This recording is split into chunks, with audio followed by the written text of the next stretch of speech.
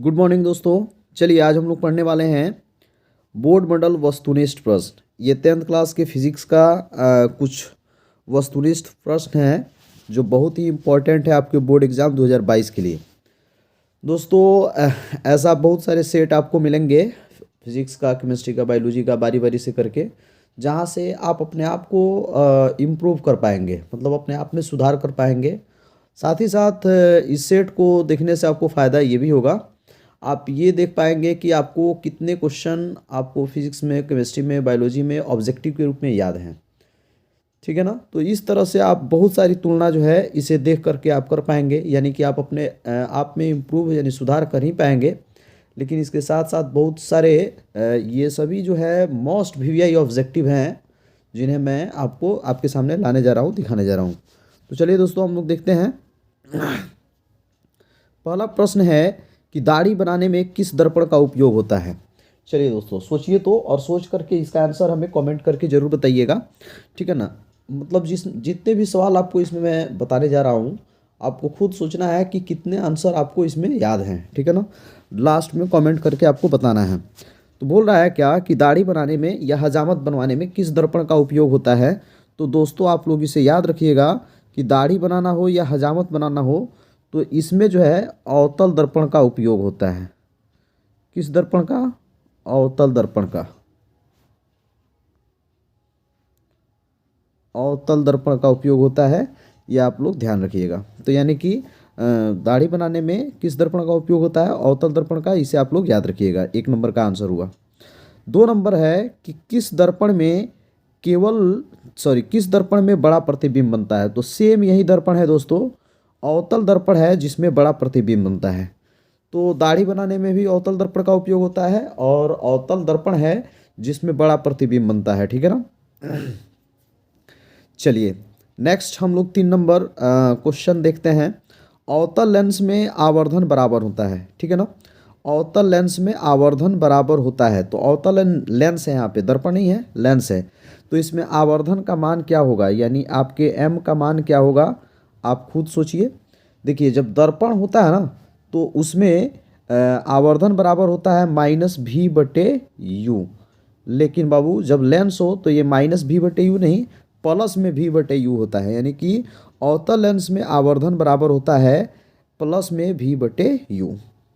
अब आइए 4 नंबर सवाल है कि प्रकाश के किस रंग का तरंग दैर्घ्य सबसे अधिक होता है। तो ये तो आंसर आपको मालूम होना चाहिए, बहुत इंपॉर्टेंट सवाल है कि प्रकाश के किस रंग का तरंग दैर्घ्य सबसे अधिक होता है। चलिए कमेंट कर धड़ाक से बताइए तो आपको याद है कि नहीं। तो प्रकाश के किस रंग का तरंग दैर्घ्य सबसे अधिक होता है, तो वो है लाल, जिसका तरंग दैर्घ्य क्या होता है, सबसे अधिक होता है। तो ये 4 क्वेश्चंस, इसके आंसर आपके सामने हैं। दाढ़ी बनाने में अवतल दर्पण का उपयोग होता है। ठीक है ना। अवतल दर्पण में बड़ा प्रतिबिंब बनता है। अवतल लेंस का आवर्धन जो होता है वो +v/u होता है। और प्रकाश के किस रंग का तरंग दैर्घ्य सबसे अधिक होता है, तो वो होता है लाल। लाल रंग का तरंग दैर्घ्य सबसे अधिक होता है। चलिए अब हम लोग नेक्स्ट प्रश्न को देखते हैं। 5 नंबर प्रश्न है दोस्तों कि चंद्रमा पर खड़े अंतरिक्ष यात्री को आकाश कैसा प्रतीत होता है। तो चलिए दोस्तों फटाफट कमेंट करके बताइए इसका आंसर आपको पता है कि नहीं। बहुत ईजी है, इंपॉर्टेंट सवाल है। चलिए बता देते हैं इसका आंसर। इसका आंसर होगा काला। यानी चंद्रमा पर खड़े अंतरिक्ष यात्री को आकाश कैसा प्रतीत होता है, काला प्रतीत होता है। ठीक है ना जी। चलिए नेक्स्ट सवाल है धारा मापने में किसका उपयोग होता है। चलिए कमेंट कीजिए इसका कि धारा मापने में किसका उपयोग होता है। चलिए तो धारा मापने में एमीटर का प्रयोग होता है। किसका प्रयोग होता है जी, एमीटर का। तो याद रखिएगा धारा मापने में एमीटर का प्रयोग होता है। नेक्स्ट 7 नंबर प्रश्न है कि प्रतिरोध का एसआई मात्रक क्या होता है। तो दोस्तों प्रतिरोध का जो एसआई मात्रक होता है वो होता है आपका ओम। क्या होता है, ओम। ओम को ऐसे सूचित किया जाता है, ये प्रतिरोध का एसआई मात्रक है। ठीक है ना दोस्तों। चलिए अब 8 नंबर सवाल हम लोग देखते हैं। 1 किलोवाट घंटा कितने जूल के बराबर होता है। तो देखिए 1 किलोवाट घंटा जो होता है वो कितने जूल के बराबर होता है, इसे हम लोग देख लेते हैं। तो 1 किलोवाट घंटा जो होता है वो 3.6 गुना 10⁻6 जूल होता है। 3.6 गुना 10⁻6 जूल। तो याद रखिएगा 1 किलोवाट घंटा कितने जूल के बराबर होता है, तो 3.6 गुणा 10⁻6 जूल के बराबर होता है। अब हम लोग देखते हैं प्रश्न संख्या 9 को। प्रश्न संख्या 9 है, एक विद्युत हीटर की कुंडली जिसका प्रतिरोध 55 ओम है 220 वोल्ट के स्रोत से कितनी धारा लेगी। यानी इसमें आई का वैल्यू आपको बताना है, ठीक है ना। तो देखिए आई बराबर होता है V/R। अब इसको आप सॉल्व कीजिएगा तो V का मान दिया है 220 और बटे R का मान है 55। तो इस तरह से आप 55 से 220 को काटिएगा तो 4 बार में कटेगा, तो यानी इस तरह से इसका आंसर हो जाएगा 4 एम्पियर, ठीक है ना। तो अगर हम एक विद्युत हीटर की कुंडली जिसका प्रतिरोध अगर 55 ओम है, अगर इसे 220 वोल्ट के स्रोत से जोड़ते हैं तो ये कितना एम्पियर का धारा लेगा, 4 एम्पियर का धारा लेगा। तो ये रहा आपके प्रश्न संख्या 9 का आंसर, ठीक है ना। अब हम लोग देखते हैं प्रश्न संख्या 10 को। प्रश्न संख्या 10 क्या बोल रहा है कि किसी कुंडली का प्रतिरोध ज्ञात करने के लिए सूत्र होता है। तो देखिए आप ओम का नियम पढ़े हैं ना। ओम के नियम में V बराबर का होता है IR होता है ना जी। तो यहाँ से अगर हमको R निकालना है तो फार्मूला क्या हो जाएगा, V/I। यानी इस तरह से प्रतिरोध ज्ञात करने का जो फार्मूला होता है वो क्या होता है, V/I होता है। चलिए अब प्रश्न संख्या 11 हम लोग देखते हैं। डायनेमो से किस प्रकार की धारा प्राप्त होती है। तो याद रखिएगा दोस्तों, डायनेमो से प्रत्यावर्ती धारा प्राप्त होती है। कौन धारा, प्रत्यावर्ती धारा, प्रत्यावर्ती धारा।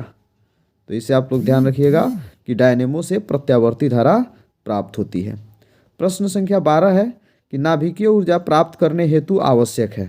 सोच के बताइए, नाभिकीय ऊर्जा प्राप्त करने के लिए क्या आवश्यक है। आंसर मालूम है आपको, हो तो कमेंट कीजिएगा। चलिए फिलहाल मैं बता देता हूँ। नाभिकीय ऊर्जा प्राप्त करने के लिए यूरेनियम आवश्यक होता है। क्या आवश्यक होता है, यूरेनियम, याद रखिएगा, ठीक है ना। नाभिकीय ऊर्जा प्राप्त करने के लिए यूरेनियम आवश्यक होता है, ये आपको याद रखने हैं। चलिए तो 9 नंबर प्रश्न का हम लोग 4 एम्पियर आंसर निकाले हैं। 10 नंबर के लिए आपको ये हम लोग डाटा निकाले हैं कि R बराबर होता है V/I। 11 नंबर क्वेश्चन है डायनेमो से किस प्रकार की धारा, तो प्रत्यावर्ती धारा है। और फिर आपका नाभिकीय ऊर्जा प्राप्त करने के लिए यूरेनियम आवश्यक होता है। चलिए हम लोग प्रश्न संख्या 13 को देखते हैं। प्रश्न संख्या 13 है दोस्तों कि नवीकरणीय ऊर्जा स्रोत का उदाहरण है।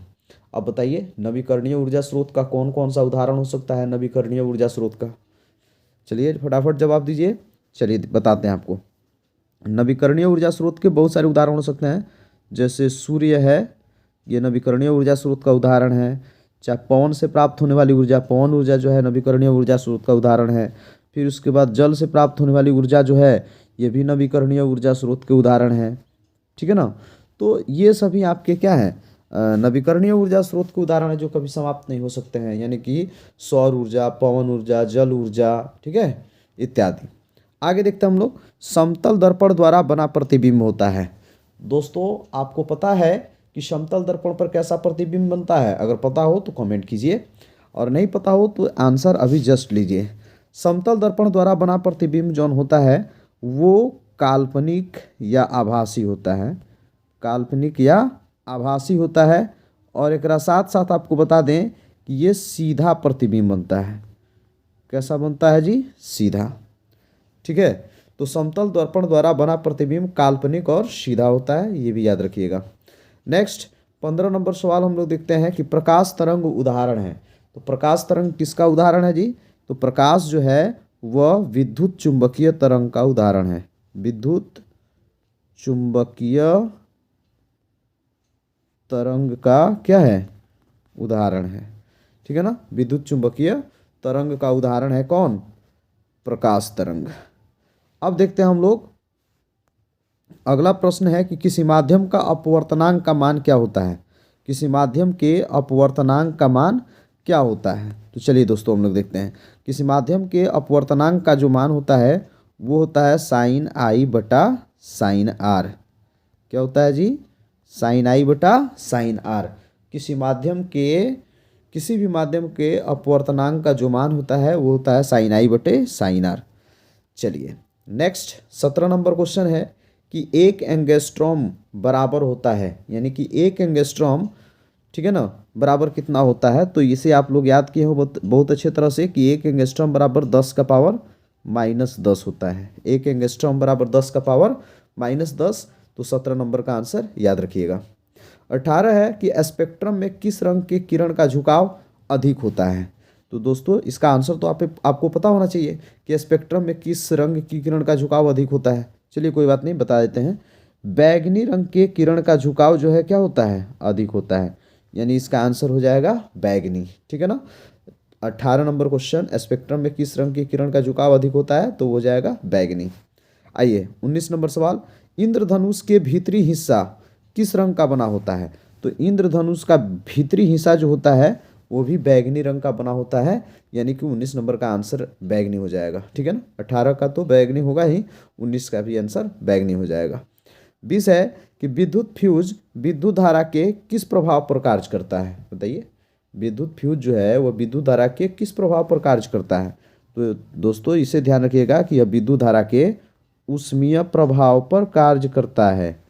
किस प्रभाव पर, ऊष्मीय प्रभाव पर कार्य करता है, ठीक है ना। तो 1 एंगस्ट्रॉम 10 के पावर -10 के बराबर होता है।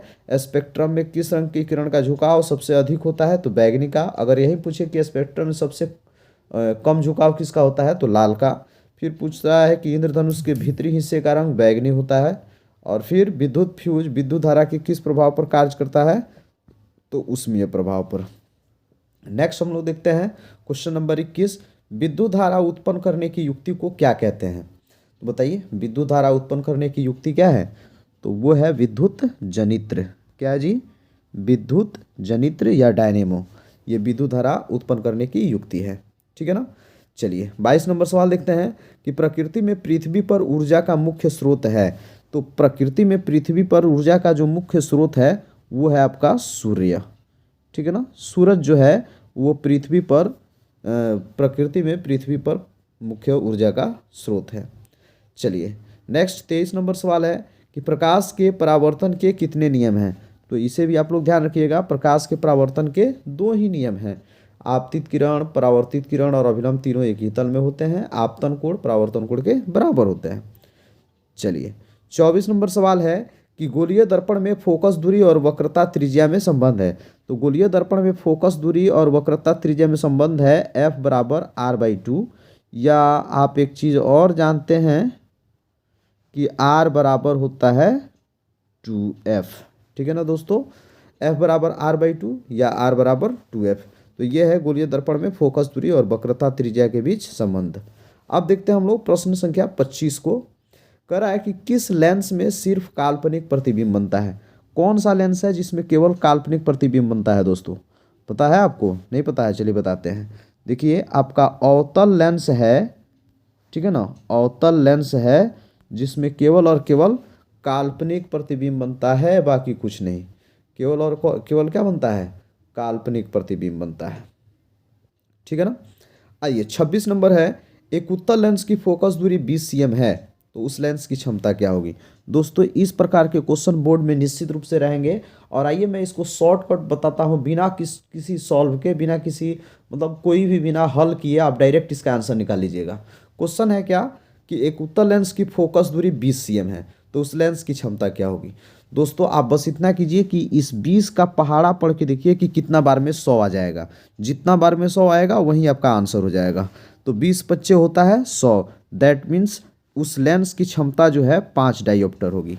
कितना होगी, 5 डायोप्टर। और ध्यान रखिए कि यहाँ पे उत्तल लेंस है तो ये प्लस में 5 डायोप्टर होगा, ठीक है ना। अगर अवतल रहता तो माइनस में 5 डायोप्टर हो जाता। कोई दिक्कत, तो ऐसे ही आप किसी भी आप फोकस दूरी, कोई भी फोकस दूरी दिया हो, आप आराम से उस लेंस की क्षमता निकाल सकते हैं। क्या बोले हैं कि जो डाटा दिया है उसका पहाड़ा पढ़ के देखिए कितना बार में 100 आ रहा है, जैसे 20 25 100, तो 5 डायोप्टर हो गया।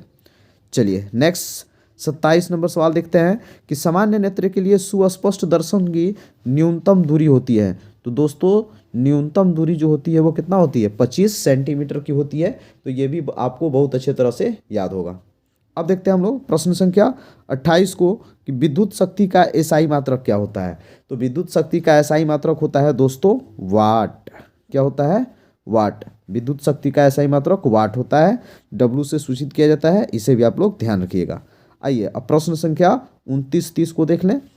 29 नंबर प्रश्न है कि एक अश्व शक्ति यानी HP हॉर्स पावर कितने के बराबर होता है। तो दोस्तों एक अश्व शक्ति जो होता है वो 746 वाट कितने के बराबर होता है, 746 वाट के बराबर होता है एक अश्व शक्ति। ठीक है ना, याद रखिएगा। एंड लास्ट क्वेश्चन, विद्युत बल्ब का फिलामेंट बना होता है। दोस्तों आपको बता दें कि विद्युत बल्ब का जो फिलामेंट होता है वो टंगस्टन का बना होता है। किसका बना होता है, टंगस्टन का। याद रहेगा ना, विद्युत बल्ब का फिलामेंट या विद्युत बल्ब का तंतु जो होता है वो टंगस्टन का बना होता है। तो ये रहा 30 प्रश्नों का एक ऑब्जेक्टिव सेट जो बहुत ही महत्वपूर्ण होगा आपके बोर्ड एग्जाम के लिए। तो हमारे साथ बने रहने के लिए आपको बहुत बहुत धन्यवाद। और ऐसे ही वीडियो पाने के लिए आप हमारे इस चैनल सर स्टडी पॉइंट को सब्सक्राइब करके रखिए ताकि पहले वीडियो का नोटिफिकेशन आपको मिले।